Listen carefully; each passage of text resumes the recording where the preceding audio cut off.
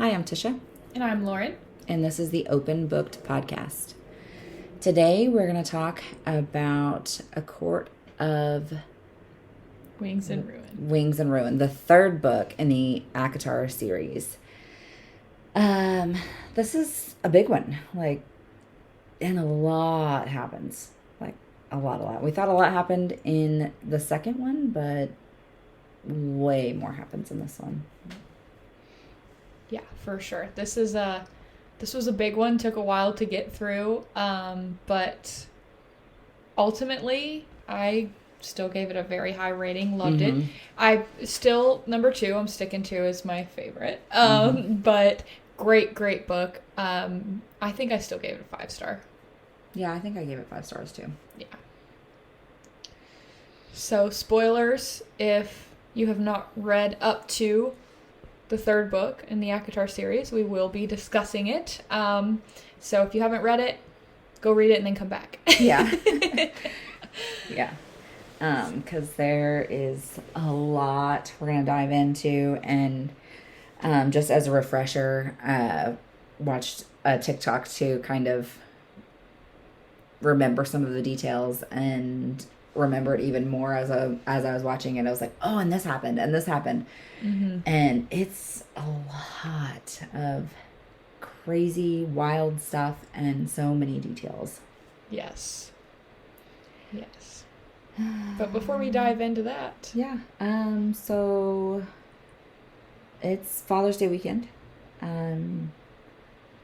I really don't know what the kids want to do with my husband. Usually it falls on the same weekend as our youngest son, Kaylin's birthday. So my husband usually has to kind of barter with Kaylin to get some time to do something that he wants to do. Or we try to celebrate the Saturday instead so that he gets a day for him and then the little one gets his birthday celebration. So it's nice that they're almost a full week apart this time, and Kaylin doesn't have to share his time. As a kid, sharing a birthday is not fun. No. And then, he, for next week, he's wanting to do just a family dinner for his birthday and then have a full-on party on the Saturday after. Because you get to do that when you're a kid. Yeah. You get to have a whole party and celebrate all the fun things. Yeah, for sure. Jesse's birthdays this weekend usually share with Father's Day as well. So he's very picky on his gifts and what he wants. So usually he gets some money and says, let's go to Bass Pro or Tractor Supply, Home Depot, some dude stores. There's also a Renaissance fair in town. Oh, okay. Yeah, Renatopia. Huh. It's the first time ever coming. Yeah. I saw a car fully wrapped, and I was like, commitment. Yeah. But may check that out if we have time. Yeah, that might be fun. We're super nerds. Love Ren fairs and dressing up. I'm Fiona, always, because I love Shrek. I love Shrek a lot. Yes. So, yeah, that's really what's going on here. Well, it sounds like fun. Ready to dive in? Yep, let's do it. Buckle up. Also, I want to point out, we're both wearing our business shirts completely unplanned. We just showed up and she's like, are you wearing your Pinnacle shirt? I was like, yes. It's I'm wearing my Soto too, so it's funny. Always supporting the small businesses. Yes. For sure. Also, candles behind us here. So, yeah, repping. All right, so let's get into A Court of Wings and Ruin, or ACOWAR. There's a acronym for all of the books. ACOWAR's fun to say. So, yeah. Okay. First of all, we already talked about our rating. Overall, I like the book. You feel the same way? Yeah. Yeah, it was 5 stars. Did your favorite character shift at all, or do we stay Rhysand? I gained a little bit of respect for Lucian. Okay. Because we lost that last book. Yeah. Yeah. But I'm trying to think. Yeah, I think still Feyre, because she's doing the most, man. Like, making agreements with very scary creatures that I was like, oh girl, you gonna die. just trying to make the agreement with them, like, not 1, not 2, but 3.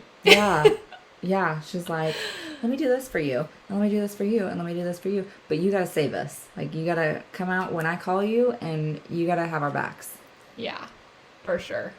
Yeah, she is doing the most. Mm-hmm. I will say my main character favorite is Rhysand still. I agree on the Lucian. He's on the road to redemption, but he still has some ground to make up. I think even after this book, especially since his brothers are so problematic. I mean, I get it, they're your brothers, but they were still very problematic in this book. So, definitely on the road, but some work to do.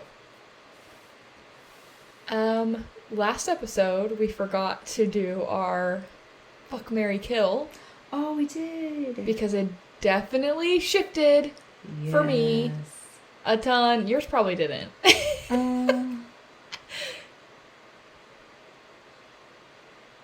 Yeah, it did. Mm-hmm. It did? You killed Tamlin. Yeah. You married Rhysand and fucked Lucian. Yeah. In the second book, I think because we're starting, like, in that one we were trying to get to know, like, the inner circle. Mm-hmm. So I would have fucked Cassian. Yeah. Of course. Yeah. So we're going to switch it to the Bat Boys version. Fuck, marry, kill. Asriel, Cassian, Rhysand. I don't want to kill any of them. No, they're all so good. But if I have to, I think it would be Az.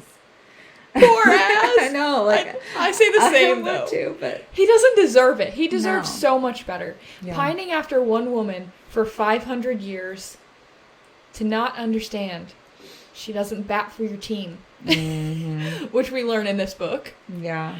So sad. My heart broke for him. Nothing's wrong with batting for the other team. Asriel just needs someone. He deserves someone. Yeah. And here I'm about to say, kill Asriel.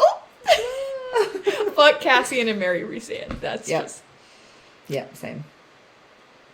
Yeah. I think it stays the same through this book, so I don't think we need to do this again at the end. Yeah, because... Yeah. They're all just so good. Like, they're just such good guys. And it's like... 3 amigos. You don't want to kill any of them. Yeah. But if you have no option... Yeah. Yeah.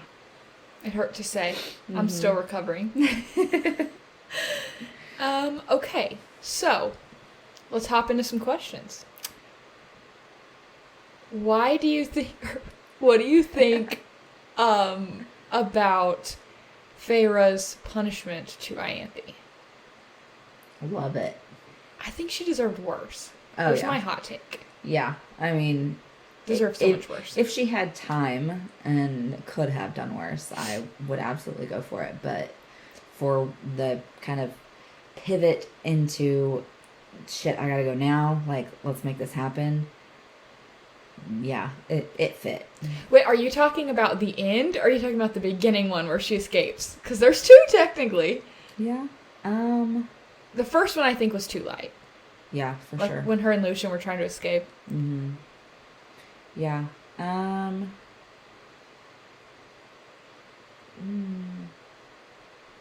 Yeah, I think it definitely should have been more. Straight up bitch. The second one, yeah, she's awful. I just can't get over her making everything about herself. And I loved it when Feyre did that glowing thing and took all the attention off of her. I ate that up. She deserved it. Hate Ianthe. Yes. Great villain character. that SJM wrote, though. I can appreciate Mm-hmm. a good villain being written in. Great job. Mm-hmm. You made all of us hate her. Yes. So, success. Easy to do, yeah. Great success. Yeah. You think about the... Keep going, because I already forgot. No, you're good. What do you think about the Hybern peeps that were just camping out with Tamlin, and how Feyre fucked shit up? Again, fuck around and find out. We're still in that era. Mm-hmm. I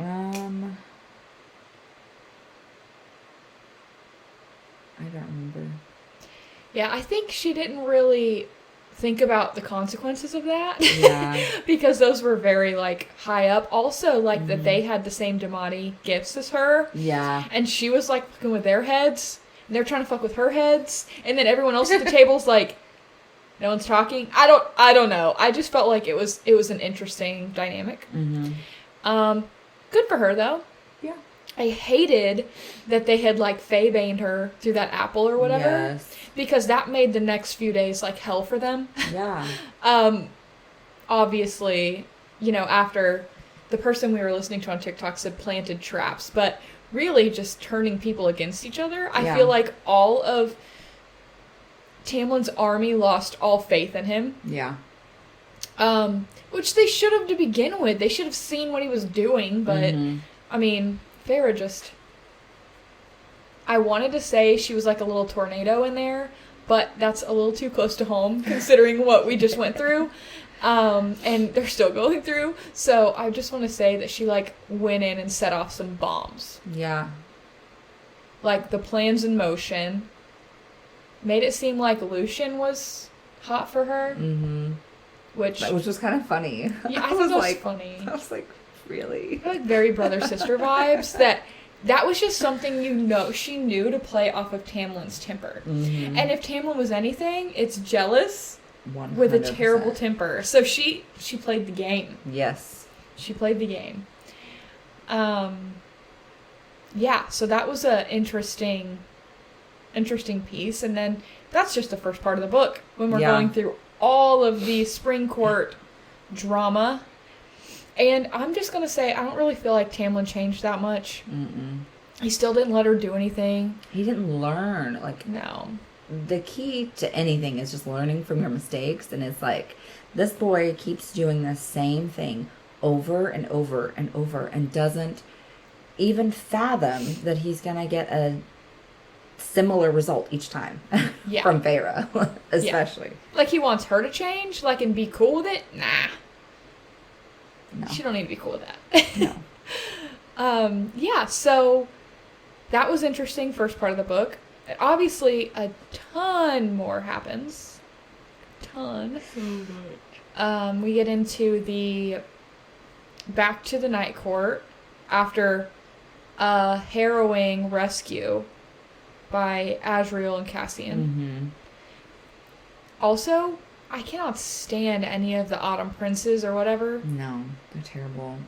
They're all shitheads. Yeah, I see why Lucian is like, no. And my favorite season is fall, so this really is disappointing for me. Yeah. I wanted to like them. I really did, but here we are. Mm-hmm.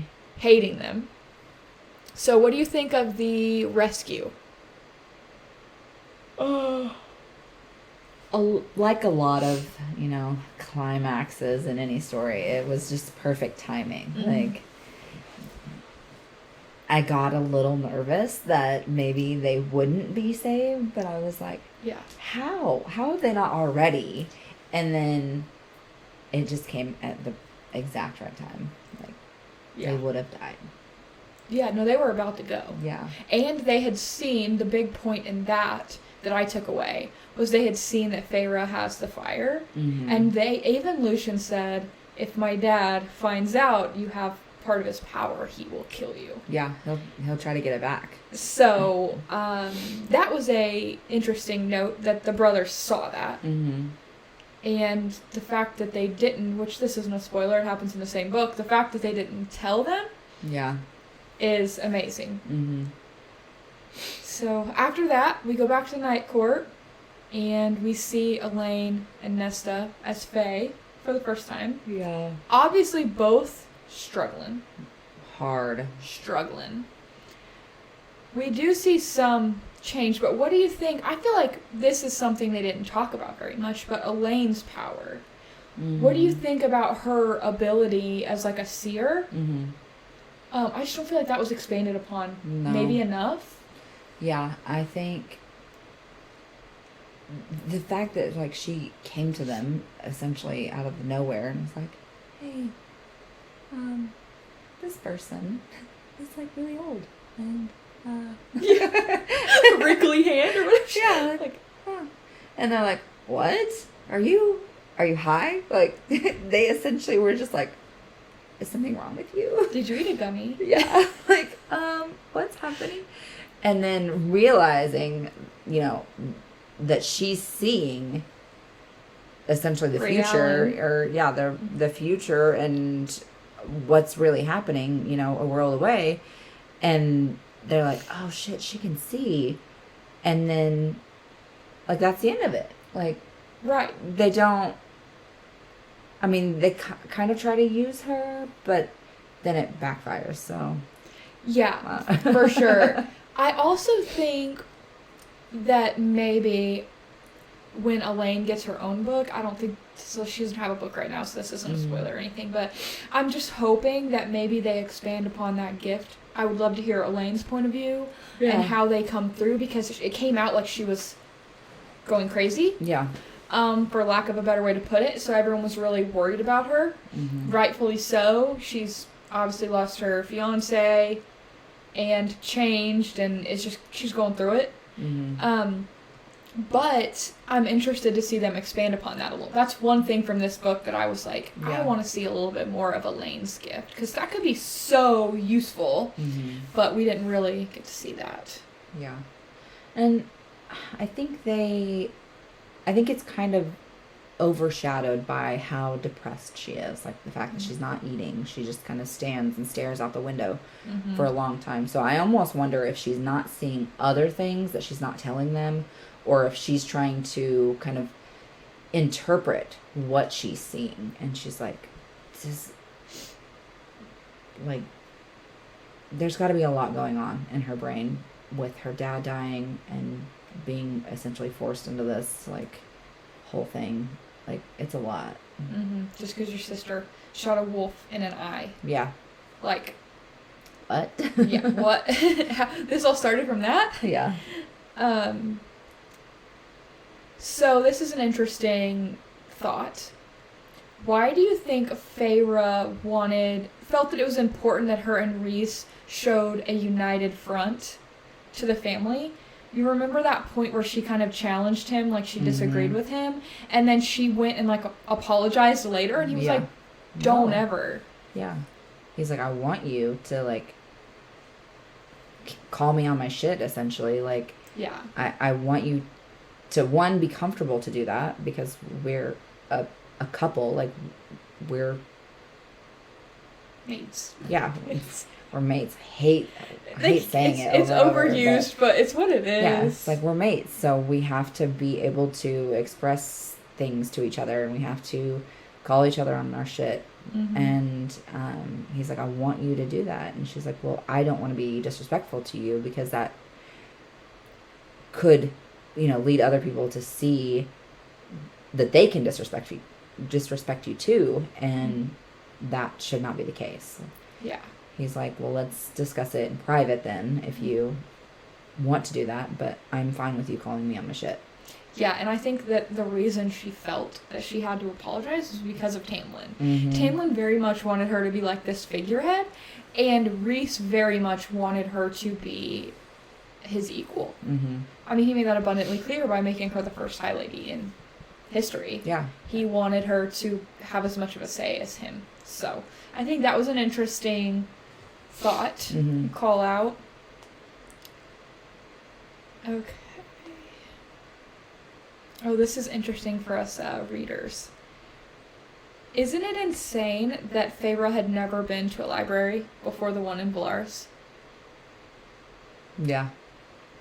Because she said, like, they had a home library when they were rich, but then when it all got taken away, she'd never been to, like, any other library. She'd never seen more than whatever books they had in their home library. And she couldn't read even if so, but I just can't imagine a life where you haven't seen that.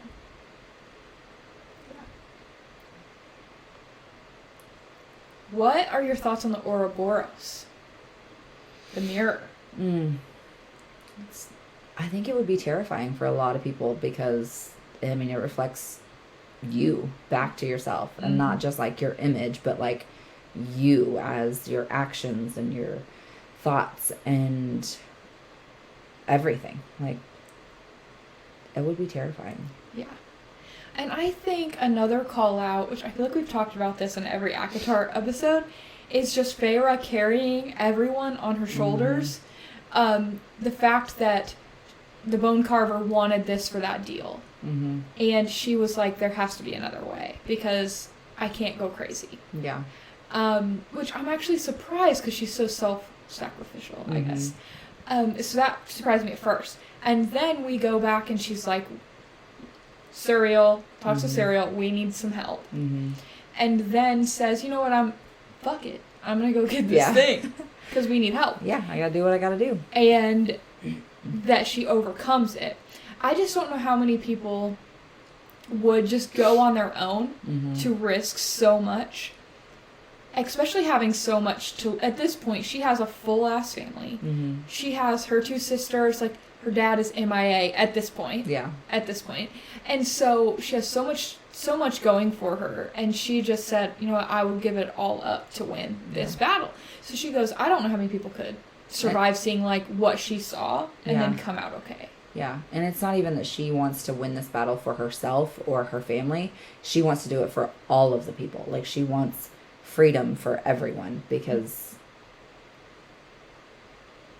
if Hybern takes over, then they're all going to be, like, slaves, essentially. And go back to the way it was before, I guess, the first war. The wall, yeah. Yeah.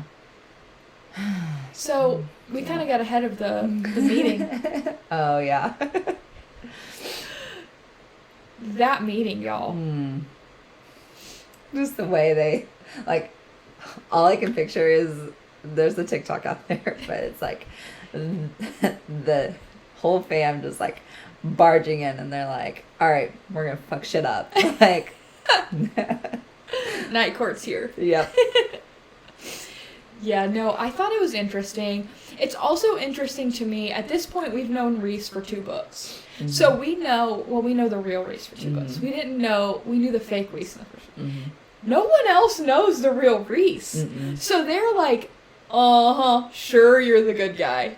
You are the guy who missed people for fun. You're the guy that they didn't see, like, the real. So everyone, like, I think the first part of it was just them overcoming that Rhys isn't actually a dick. Yeah. Like, they've only seen him for 50 years as Amarantha's whore. They're like, oh, you just do whatever you want just because, like, to hell with everybody else. And then they come in with their wings and they're like, wait, what? You have wings? You have wings? What are those? Oh, man. Yeah. And I can only imagine, like, you know, in You, the Netflix show You, the guy that plays, what is his name in that? Joe Goldberg. He said a lot of that filming is just him, like, staring at the camera or looking off because they do, like, the voiceovers. And that's all I can imagine Feyre and Rhys doing when they're talking to each other in their minds. So all these people are just sitting around and they're just, like, staring off into space. And then they say something and they're like, where were you? Like, what happened? It's rude to disclude people from the conversation. Don't worry, they're just arguing in their heads. Yeah. They don't want you all to hear it. That is really funny. Now I just am going to picture that every time. Yeah. It's like they're just staring off into space. It's like That's So Raven, when she would get, like, a premonition, she just freezes for a minute. That is, that's hilarious. So yeah, the meeting. Tamlin threw a tantrum. Mm-hmm. Go figure. Per usual. I didn't even expect him to show up. So the Yeah. fact that he did surprise me. Mm-hmm. Knowing he was aligned. The last we heard from him, he was aligned with Hybern. Mm-hmm. And had traded. Well, yeah. He sold him out. Yeah. Then Feyre went in and fucked shit up. And then the last thing we knew, he was still on. And I think the biggest debate of the meeting after they got through the whole "you stole my girl" thing Mm-hmm. was Tamlin on their side or Was it? Hybern? Yeah. I think everyone realized, okay, Rhys is a good guy. He wouldn't have gone through all this trouble. He wouldn't be exposing himself and all of his city Mm-hmm. for nothing. Yeah. So I think at this point they are trying to figure out, can Tamlin be trusted? Mm-hmm. He has no army, he has nothing. Feyre destroyed the Spring Court. So it's really the question of, do we trust Tamlin, and then that girl who made the cure thing for Faebane? Because we learned earlier in this book, Faebane is a problem. Because Feyre couldn't use her magic from one apple. Yeah. For what, like 3 or 4, I don't know, maybe 5 days? Yeah. It was an several days. extensive amount of time. So they knew that they needed to figure out the Faebane. Mm-hmm. Because that would be a weapon. For sure. Yeah. Tamlin supposedly had some insight. But I don't know that anyone... I mean, ultimately I think it all worked out, but I think the whole meeting, the point was like, who's trusted, who's not? Mm-hmm. Do we do this? Do we not? So, it was an entertaining part of the book. Yeah. For sure. I was finding myself giggling. Yeah. But yeah, so after the meeting, we already kind of skipped to some of it. Feyre being a badass queen that she is. Or high lady, I should say. Nice. Then, what about the help that arrives when we expect to be going to shit? Yeah. I was shocked. I expected the Miriam and Drake, I hope I said Draken. that right. Draken. Mm-hmm. I expected that because that one was so foreshadowed. Yeah. Especially after we found out about Jurian actually being good. Mm-hmm. That was another shock when they went to visit the humans. And Jurian's like, "What's up, guys? I'm double agent." Yeah, I'm actually a double agent. Actually a good guy. I'm here to help you. Which kind of shocked me. Yeah, for sure. Honestly, it shocked me more when I saw that he was like aligned with Hybern when he was in the Spring Court. I was like, wait, this is the human that hates, like, that Amarantha hated. Mm-hmm. So it kind of shocked me, but then it shocked me again. Mm-hmm. Like, this, now it makes sense. It makes sense. But Miriam and Drake and I expected. It's heavily foreshadowed. But not Papa Archeron. Yeah. Finally stepping it up, growing a pair of balls, Yeah. getting a couple boats, Yeah. naming them after the girlies. Yeah, that was so sweet. That was sweet. I did tear up a little bit at that part.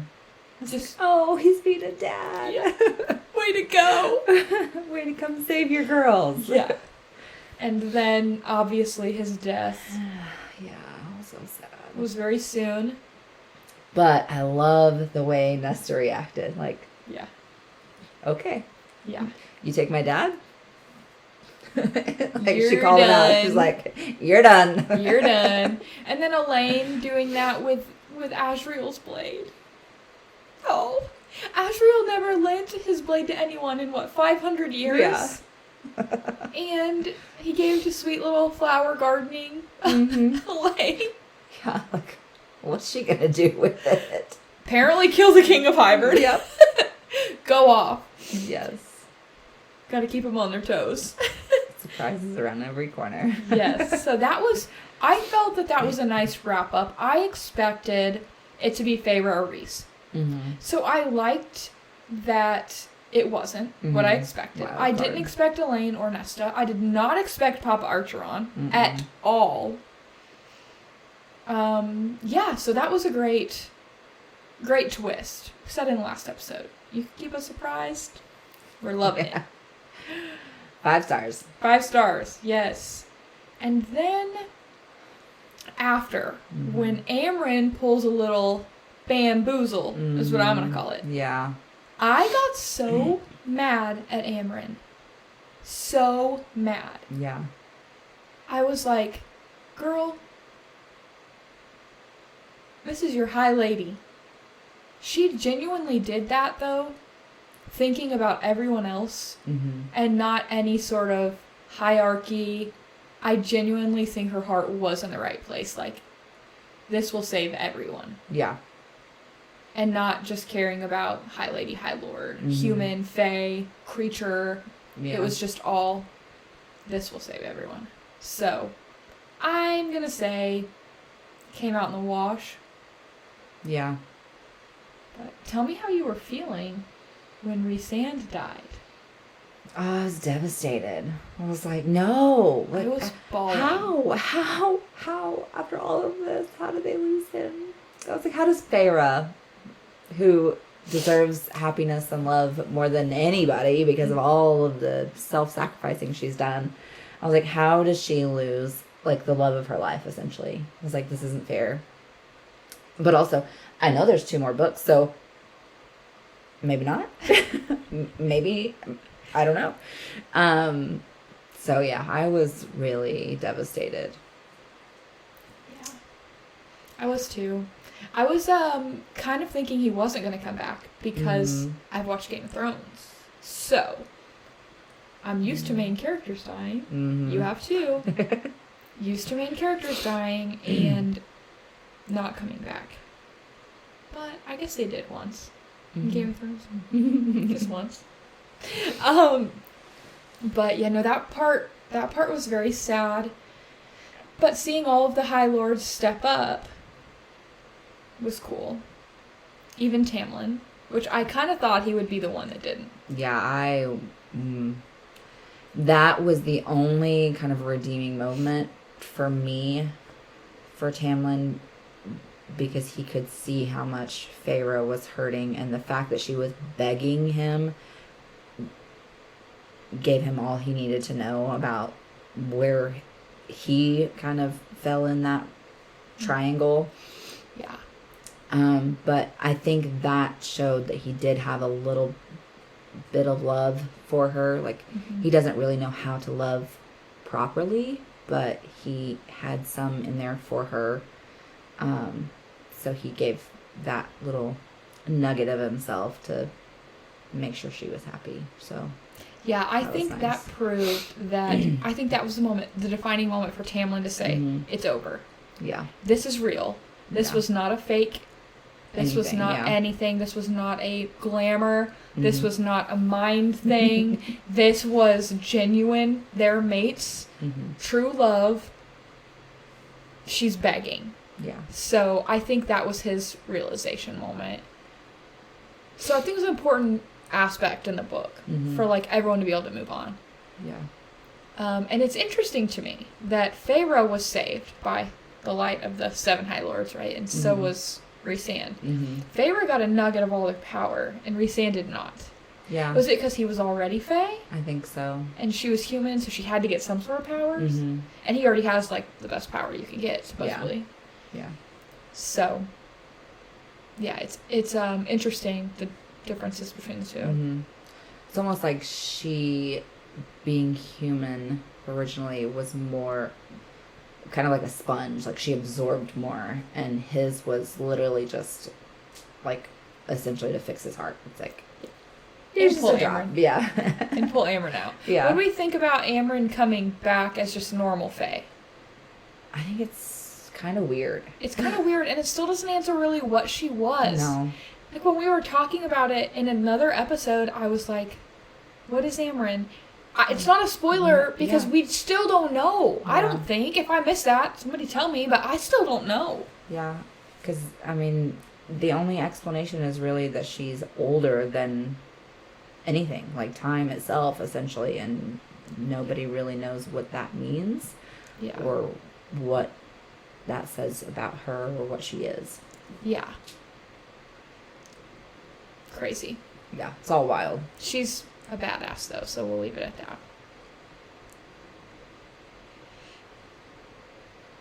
how do you think it was possible for Nesta to be able to take something from the cauldron?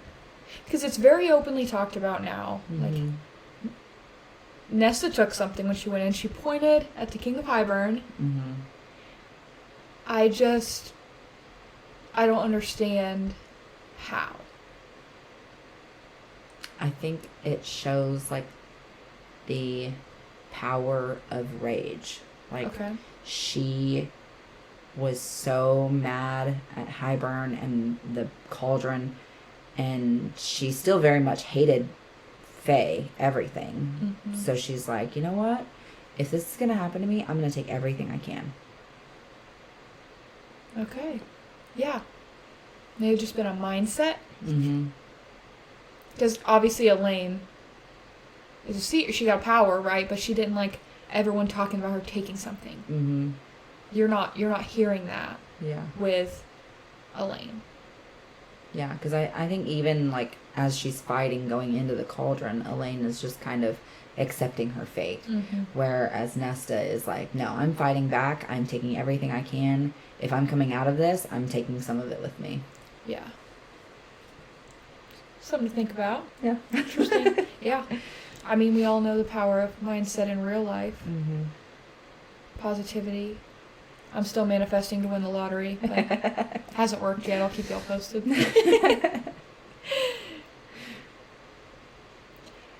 What is the unexpected surprise with Lucian and his mother? Mama had a little boyfriend. Yes, her little boy toy on the side. So do you think that Daddy Autumn is not Daddy Autumn? 100%. I don't either, and Feyre and Rhys, obviously. But I just thought, interesting. Yeah. If he's passed this whole time, right, that actually did surprise me as well. If he's passed this whole time, that would explain why his brother Aerys doesn't really see him as a threat and hasn't tried to do anything about it. Yeah. Like, oh, go hang out with your cranky man-child at the Spring Court. Yeah. He's like, okay, go for it, because you're not getting this throne. Yeah. Like, so I thought that was interesting, very believable. I do not think it's confirmed. I think it's just all talked about right now, but I'd be interested to see in Elaine's book if that gets confirmed. Yeah. Because, I mean, obviously they're mates. Yeah. I feel like that would come out. I would hope so, because I feel like he has to kind of discover himself a little bit more before he can really make that relationship with her work. She is kind of opening up a little bit at a time, I guess, but she's still got a lot to unwrap for herself. So seeing an Elaine book would, I think, help both of them, and it would allow for him to kind of look back and kind of discover something like that for himself. Yeah. I think all in all, like I said at the beginning, this is a lot, this book. Great, though. Like, yeah, this so good. So good. This is what's really got, like, everyone that I've talked to hooked. Yeah. It's not the first book, no offense. It's just world building. It's got to be there. Under the Mountain's cool, but it's really these two books that everyone's like, now we're in the cult. Yeah. We're in the cult. So really, really, really enjoyed this one and the nice, pretty bow. But that being said, there's still some work. There's still bad guys alive. King of Hyburn's dead, obviously. Papa Archeron. One thing we forgot to mention was Nesta yelling at Cassian and killing his whole army, but saving him. Yeah. Like, what? I mean, I'm glad she saved him. We needed Cassian, but it just was an interesting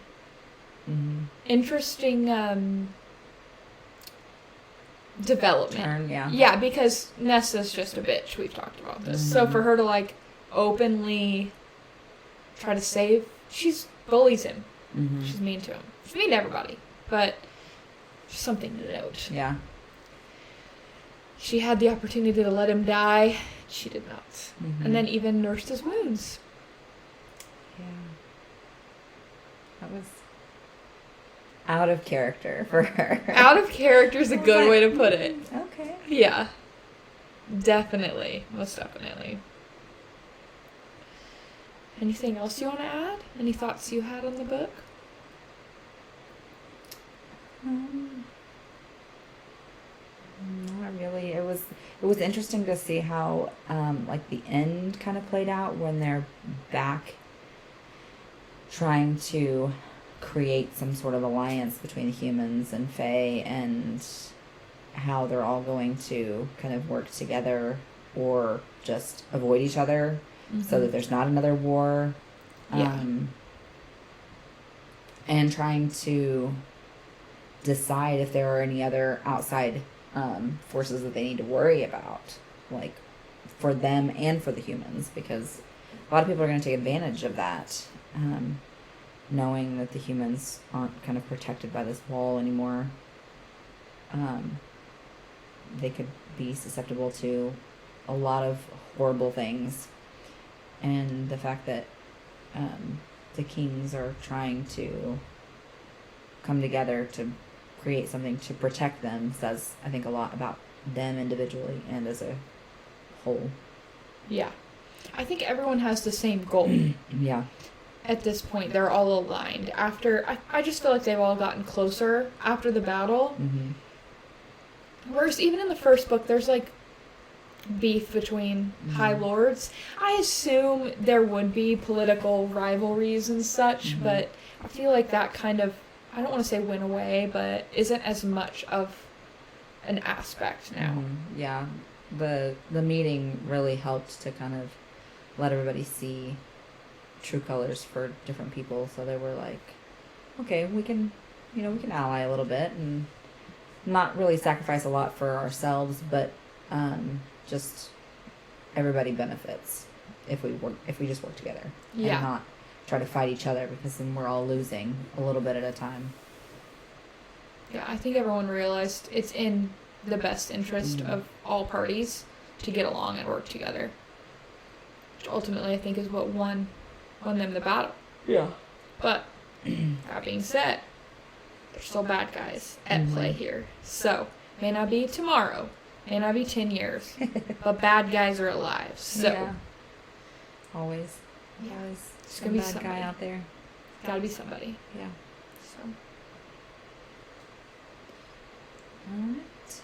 I think that kind of wraps up Court of Wings and Ruin. So the next episode we're gonna do the next two books together, because A Court of Frost and Starlight is so short, and then A Court of Silver Flames is so big. It'll probably be a little bit longer episode, just to kind of forewarn you. But there's a lot to unpack as we move into the next couple books. And then I think we kind of discussed maybe doing an additional episode to wrap the first 5 books up and discuss what may be coming in book 6 and see what kind of fan theories or other things might be coming down the pipeline. So be sure to follow us on social medias, YouTube, Facebook, Instagram, TikTok, Open Booked, and be sure to subscribe so that you can catch our next episode. We'll put that out next week, and it's been great kind of sharing our thoughts on these first 3 books with you all. So we hope you'll come back and see us again. see y'all next week. Bye. Bye.